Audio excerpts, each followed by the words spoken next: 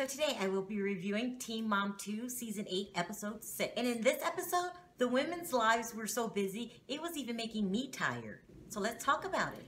So let's start with Leah. Leah has got her hands full and she realizes that she has bitten off more than she can chew. She's got 3 kids. She's in school. She says she drives an hour and a half both ways, total of 3 hours to school. And she just can't do it. She can't do it anymore. I mean, I feel bad for her. That's a hell of a schedule to keep up. I mean, no one in their right mind can keep that kind of schedule. So she was talking to her sister about it, and she talked to Kailyn about it. Kailyn, who also has 3 kids. And I think it's cool that the women are reaching out to each other now, and that's a part of their storyline. So you could see them support each other. I really, really like that part of Teen Mom 2. So Kailyn encourages her to go to the online classes and do the best you can and become a role model. I mean, all I have to say about that is better her than me. Now, I'm not saying she can't do it, but it's a lot of damn work. And Leah's been on the straight and narrow path this season. She's been doing very, very good. So I hope she does succeed. But, you know, it seems very hard. Next, we have Kailyn. So this episode, Kailyn's boyfriend, the baby daddy, Chris Lopez, finally made an appearance. Now, via telephone, at least we got to hear his voice. I'm so desperate to see this guy and to get a feel of that storyline that I'll even just accept his voice. I mean, for now. But, you know, eventually, he's got to come on the show eventually. So what I got out of their conversation is he is a little supportive as far as the baby's concerned. They're friends. It seems like there's no relationship. Kailyn says she's okay with that. I wouldn't be, but okay, we're different people. But here's the thing that really tripped me out this week about Kailyn. So she too has her hands full, just like Leah. 3 kids.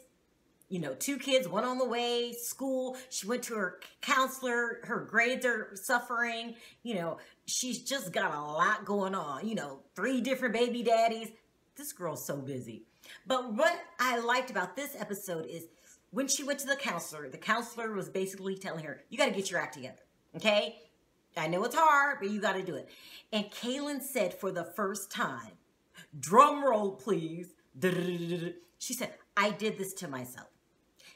That was satisfying because, you know, now she's starting to like get a grip of reality. She's starting to stop hiding and faking and lying so much and really just be honest about her situation. I mean, who knows?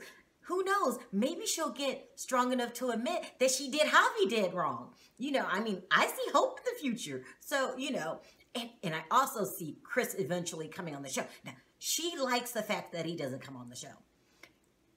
She said it shows, you know, he's not with her for, you know, fame and that he's very private. And she likes that about him. But I just feel that eventually he's going to come on the show. Now, it might not be long, drawn-out scenes, but we're going to see him picking up the baby. We're going to see him. You know, that's my prediction. You know, but, you know, I'm no psychic. Then there's Chelsea. Now, I always say Chelsea has the best life on the show, and she does, kind of. She would have the best life if it wasn't for Adam's ass. Like, Adam is, oh my God, a handful. So, you know, he popped on his drug test. He tested positive for crystal meth and amphetamines. Adam, what the heck? Adam can kill himself. Like, these are some serious drugs and drug mixing.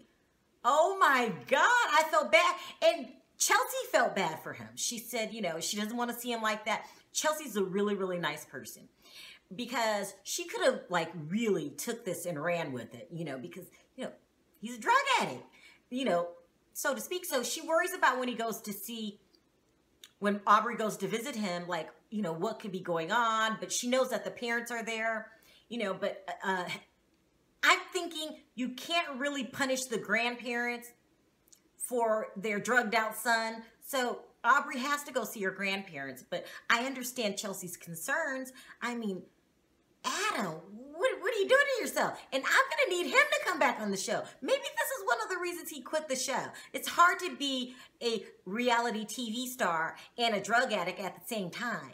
But, you know, I'm hoping he can find it in his heart to pull it off, because I really would like him to come back. I need to see just how bad things are getting, and hopefully he's at rock bottom and he can pull himself back up. But it doesn't sound like that's going to be anytime soon. Then there's Janelle. Watching Janelle's storyline literally gives me a headache. I mean, I don't mean to be mean. You know, I have to do an honest review here. Every time she comes on the screen, I get a headache. Her life is so chaotic. I don't know how to describe it. She's got kids running around all the time.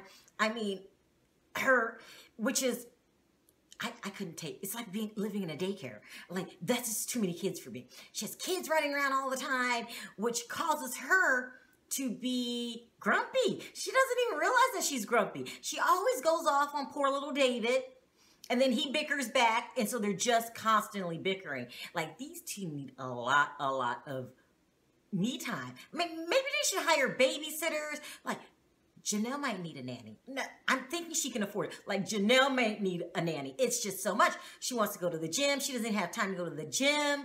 And we all know when you have a newborn in the house, you don't sleep for a good 2 years. Like, she's getting married.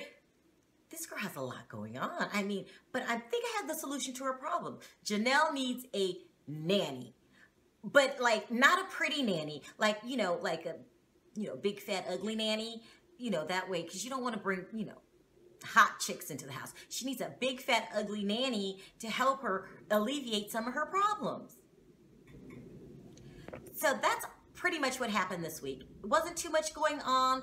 The women were just living their normal lives and dealing with their everyday problems. So I'll be there next week. Thanks for watching. Talk to you next time. Bye.